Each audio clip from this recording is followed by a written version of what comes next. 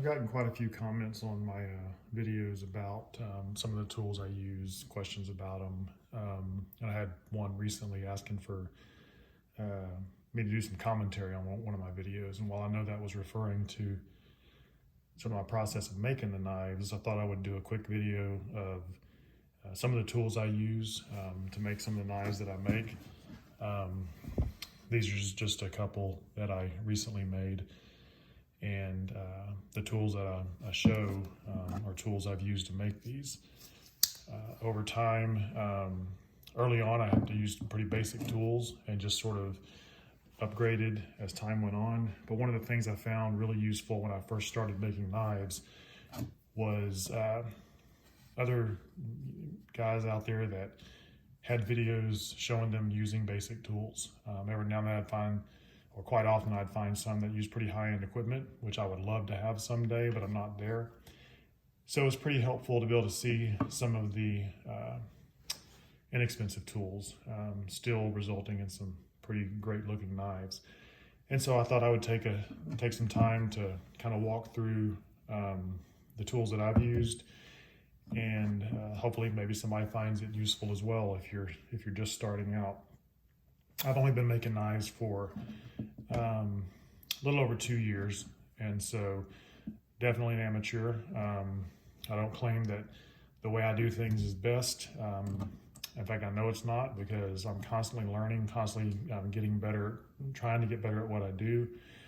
But in any case, hope you find it useful. And if you like what you see and some of the other videos I have out there of actually making some of the knives, in fact, one of them is making this knife, I hope you'll subscribe. Thank you. When I first started making knives, I started with really just doing a little bit of woodworking. It's kind of where it started from, and made a few wooden knives.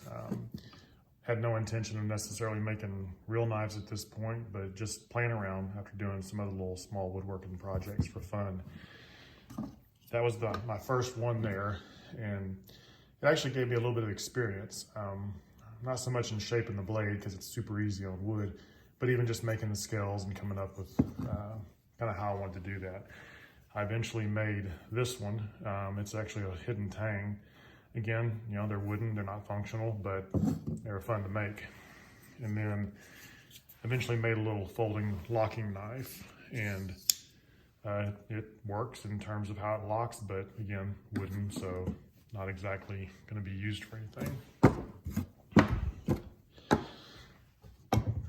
But then I eventually made my first high carbon steel. This was made from a file, and played with some different things on there. You can kind of see I did a little bit of a forced patina on it with mustard, and just trying different things. But again, it allowed me to really just kind of learn. I was not annealing files at this point, not heat treating them. This was just or the blades, this was just a file I ground down using, which I'll show you here in a little bit, but basically using a belt sander clamped upside down. Over time, as my tools upgraded, I began doing other stuff. This is just another little knife I made. At this point, I'm actually pinning them, and just kind of went from there. I then got into making folding knives, and these are just a few examples of some folding knives I've made. These are all, 3 of these are all lockbacks. This one here is, I actually have, one of my YouTube videos is making this knife. Another one, these are some carbon fiber scales. And then this one, so I've made probably 55 or so of the lockbacks. I then started playing with, actually sort of by necessity, I made this blade shape, then realized I really couldn't put a spring in it without completely changing, you know, coming up with a different, a much longer handle. So I made a slip joint.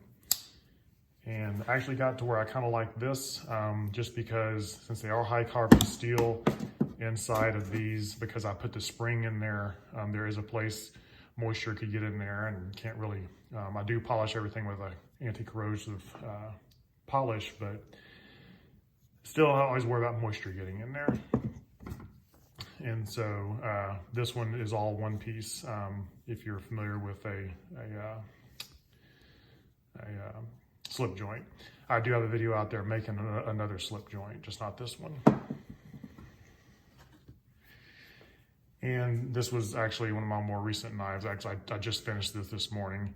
And this was me just sort of playing with, I wanted to try bluing the metal. This one is made from some 1095 steel I bought.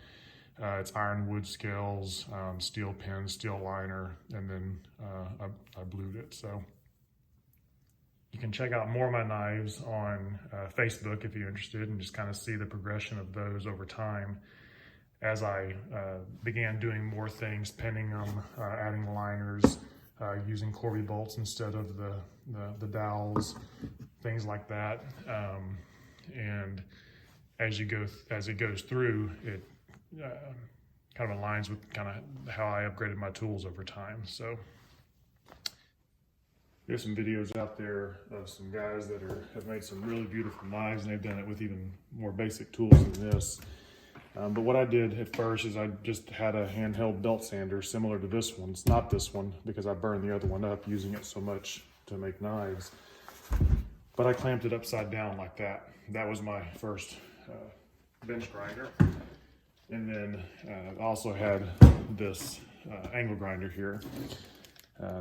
When I started, I actually, one year for Christmas, asked my wife and kids for angle grinder, bench grinder, and a belt sander. And mainly just because I just figured I'd use them at some point. But I actually started making knives with them. So I had these two, and then I had a Dremel as well that I already owned. And between those and just other basic tools, like just a regular handsaw, I was able to start making some of the knives. I wasn't annealing them yet. Didn't have a forge, so it was pretty slow work, and I wouldn't consider what I created necessarily, real high quality, but they at least worked. But it was pretty fun just working with that, and I would make scales out of just whatever I could. That's actually some wood from my dad's property down in Texas, and hand cut that to cut the scales. That's actually what this wood is here on this handle, and this is kind of a beast. It's heavy, it's not real pretty, but it was the first knife I made, and again, it was pretty much with those tools you see right there. As I mentioned, I wasn't annealing or hardening, heat treating any of my files, my knives when I first started. But after about 7 or 8, mostly just using that as a learning process on shaping the blades and handles and things like that, I started building my own forges. Well, actually, the first thing I did was use a torch like this just to really kind of heat them by hand. Pretty slow process. Wasn't really efficient at all, and probably didn't do that good of a job with it. But it worked. I was able to anneal them enough that I could go ahead and use a file on them to help kind of shape them. I eventually made a forge out of a popcorn tin.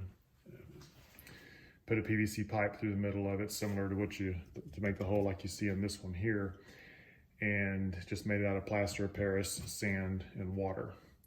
I don't have that popcorn tin anymore. As you can guess, it didn't hold up that long, but it actually worked okay.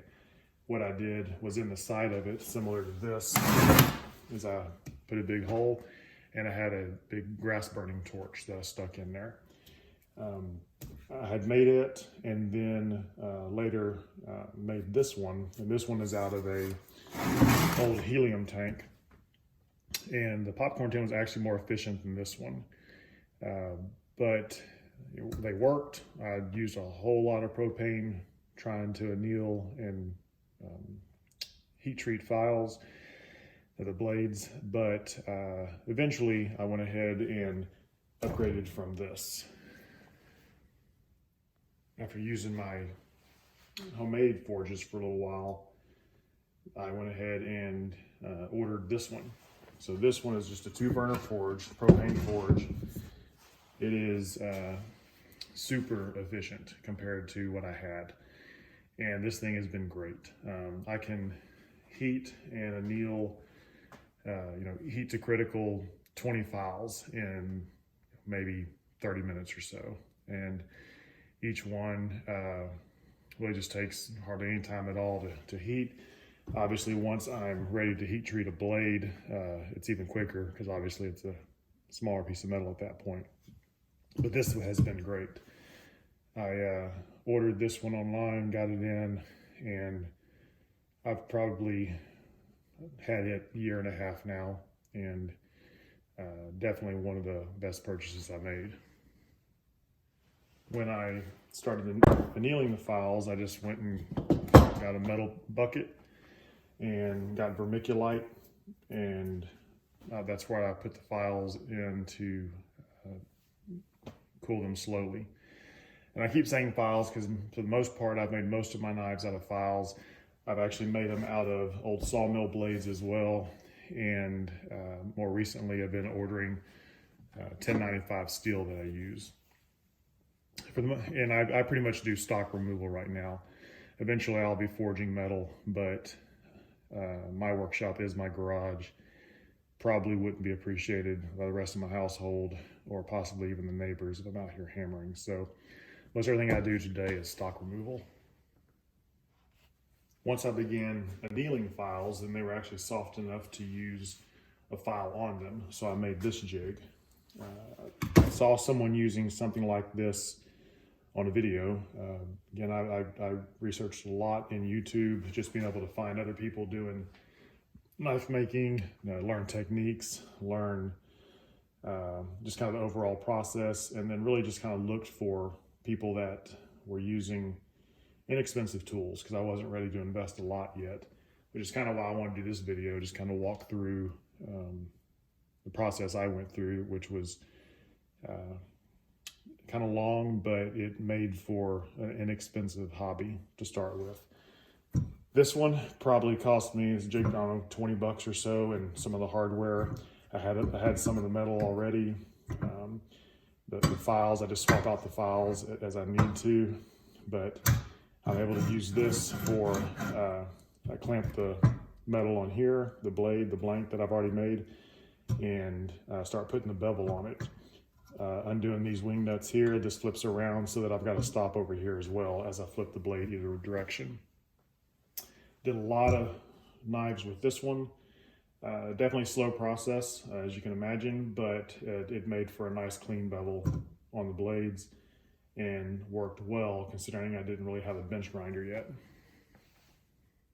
This was one of my first significant upgrades, was picking up this sander. This I found on sale. I think it's like 150 bucks new. I was able to pick it up for a little less than 100. It worked pretty well. One of the things I mainly use it for now is when I'm making my scales. If I cut them myself, I'll use this for making sure the two insides of the scales are nice and flat. One of the issues with trying to use this for making blades is because of the way this side here is, I really can't get the blade down enough to where the ricasso has any place to go in order to shape the blade. But it still worked pretty well. I tended to use this a lot with that jig I just showed. After that last grinder, I went ahead and picked this up, about 50 bucks at Harbor Freight. It's a 1x30 inch belt. I'll use generally a 80 grit belt for grinding the bevels into the knives. I modified this one.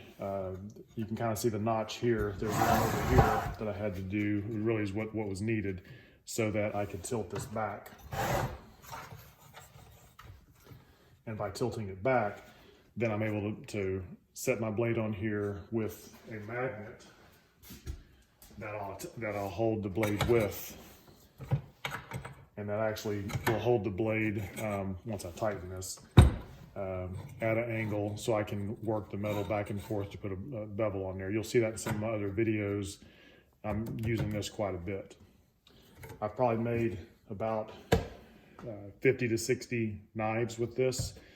That was a huge time saver, and it was not much of an expense. At this point, I had sold a few knives, and so I was able to start just using the money from the knife making and those sales to buy other tools.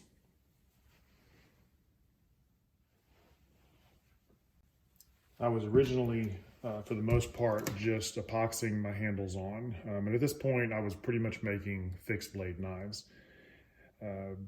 But then I started pinning them. When I started pinning them, I just used a handheld drill to drill the holes. And then this is just metal, brass and steel dowel rods that I picked up at a hardware store nearby.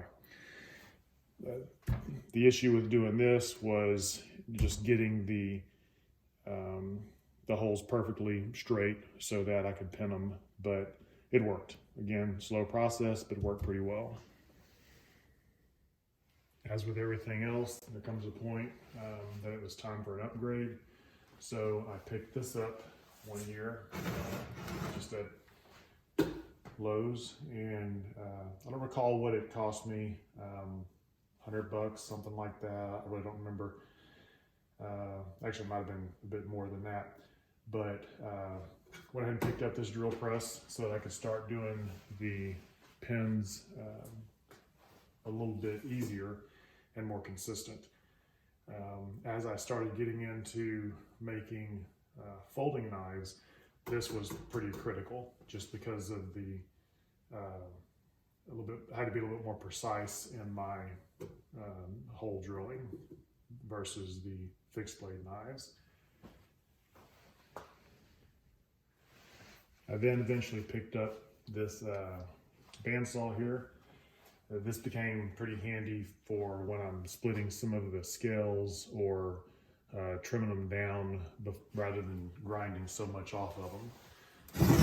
I hand make everything from the blades to the scales. The most I'll do is I'll buy a set of scales that are just blocks, but I've not made any knives out of blanks. Everything's from really from scratch.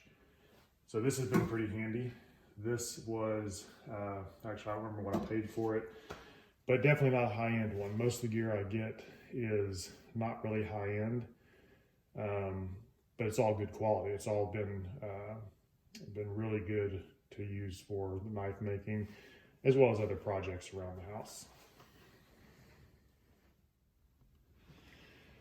And this is my most recent upgrade. So this is a 2x42-inch belt benchtop sander. As I showed you a little bit ago, I've got the 1x30, which has been great. Went ahead and picked this up. Quite a few good reviews on it. It's made by a few different manufacturers. This one's a Palmgren, but this was about $270 or so. So again, eventually I do spend a little bit more on some of the tools. Still nowhere near the the higher end equipment. Definitely some really good gear out there I'd like to have someday. But for now, some of this gear that I've been buying seems to work really, really well. I've only used this a little bit. I just got it yesterday and went ahead and did a little bit of work this morning as I was working on a little Tonto. And so it does pretty good putting a bevel on it. As with any new tool I get, it takes me a little bit of practice to kind of learn how to use it well. But definitely having a wider belt on there is going to help a lot. And the way this is made, and one of the reasons I got it was specifically because this metal support behind it drops back almost immediately, which allows me to have my ricasso there. If I'm kind of cleaning up that edge a little bit where this still rounds a little bit here in the way, I can use this part up here just above it, or I'll pull out my files and I'll touch them up by hand, or use the little 1-inch grinder.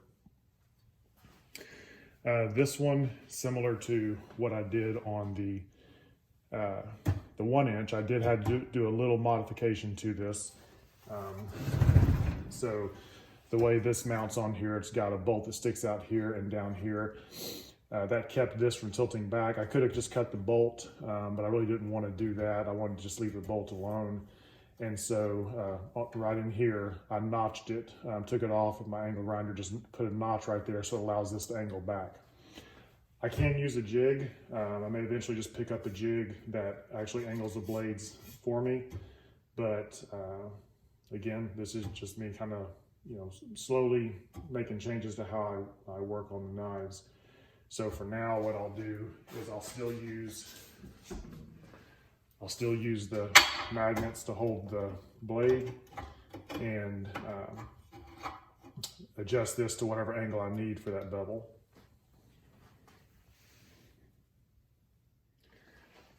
I also eventually picked up a table saw because hand sawing everything after a while became pretty tedious. Not showing the table saw because it's sort of a just standard table saw, but I built this little sled for it so that I could split the scales.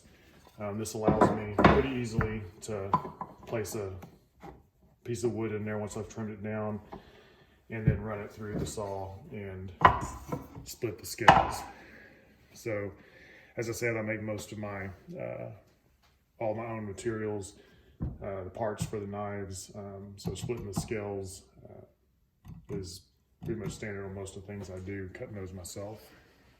As I got into making the folding knives, I was mostly making lockbacks. I've made 55 or so of those, and I would have to put the little slot in the back for pressing your thumb on the lock. And for the most part, I was doing that just hand filing. I don't recall if I've got videos out there showing me doing that, but pretty straightforward. I just filed that notch in there.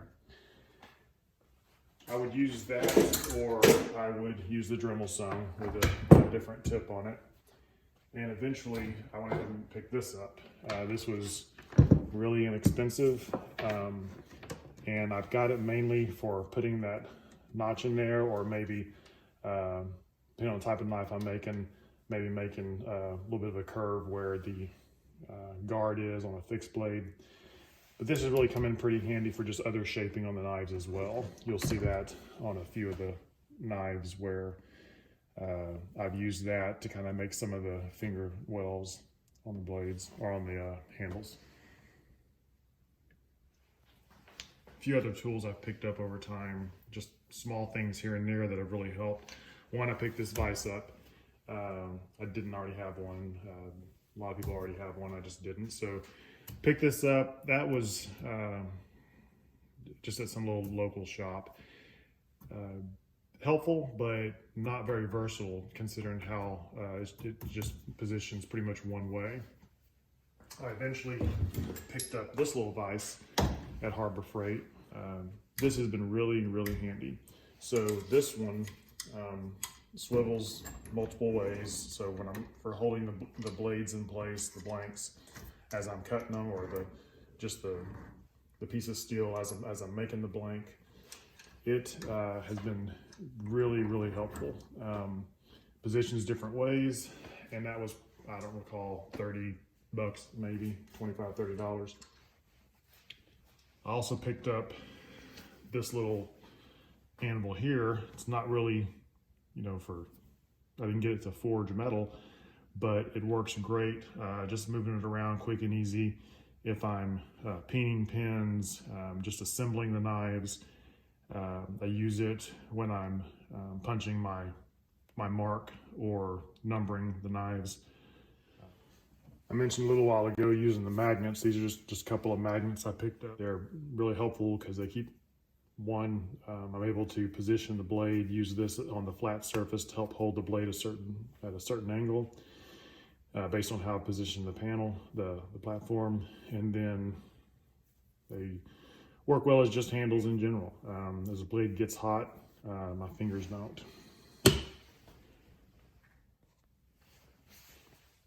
For the most part, when I'm hammering, it's usually just small stuff, peening pins, things like that. Use that for the most part.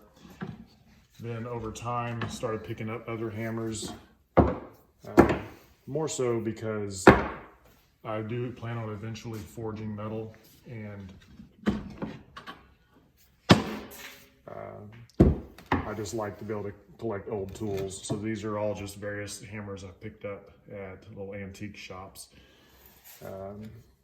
But really using them for smaller scale stuff. So typically what I use when I'm putting my marks on the knives, and then just assembling, peening, punching pins out, things like that. For sharpening my blades, I was using just stones for them. This one is this little diamond stone type sharpener I picked up again at Harbor Freight, and it's got various grits on it. When I'm making the knives, because when I'm heat treating them, I'm not able to have a fine edge on it at that point. I end up leaving about a 1/16 to 32nd inch blunt edge on it. So I was using these for very slowly putting the actual initial edge on the blade. That worked okay, very, very time consuming. And then eventually got this. This has been huge for me for putting that initial edge on it. And then being able to swap out the belts, I can actually sharpen it all the way to getting a really fine edge on it. That'll shave.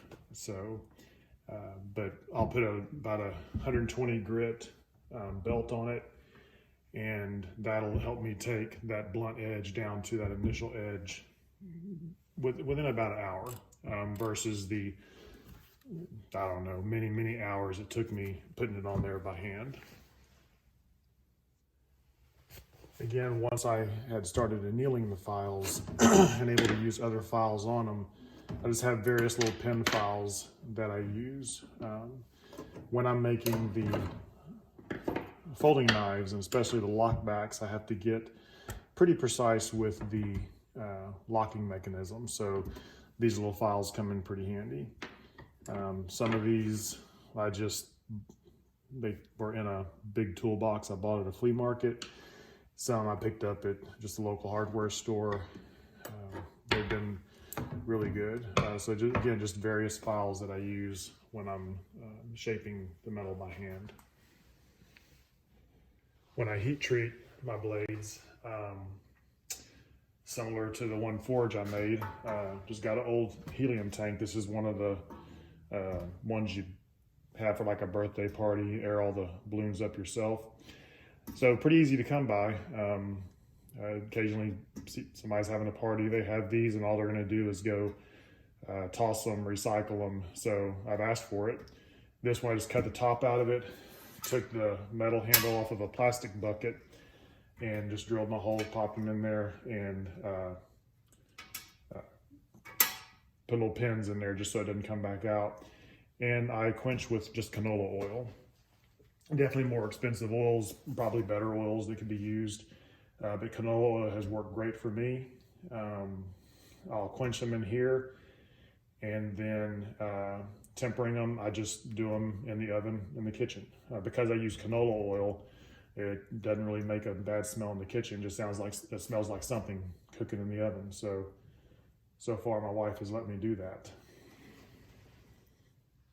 Probably one of the more handy things I've done was this toolbox here. I actually picked up at a flea market pretty cheap. It was actually full of a lot of tools. I got it for 50 bucks. I was just looking for files. They gave it to me for 50 bucks, and it probably had, I think I added everything up, probably $1,000 to $1,200 worth of tools in it. But made really well. It gives me a handy place to get to some of the smaller tools I need. I built a platform on the back. It rolls, which is actually what makes it really, really handy. The height of it, makes it useful for I'm standing here for hours on end working on knives. But I'm able to wheel it around. If I'm going to wheel it over and work back and forth between my vise and this work surface, or my bench grinders and the work surface, that's actually made that really handy. It's something I wished I had done early on, just because that alone just saves me time having the ability to move common tools back and forth wherever I'm working in the garage. So I hope you find this video useful. Definitely it was useful to me to be able to find people with videos on making knives with inexpensive equipment, as well as just techniques and things and how they made them. So some of my videos are show me making the knives. I just thought it'd be useful to create one that's kind of walk through the tools I use. Hope you like it, and hope you choose to subscribe. Thanks.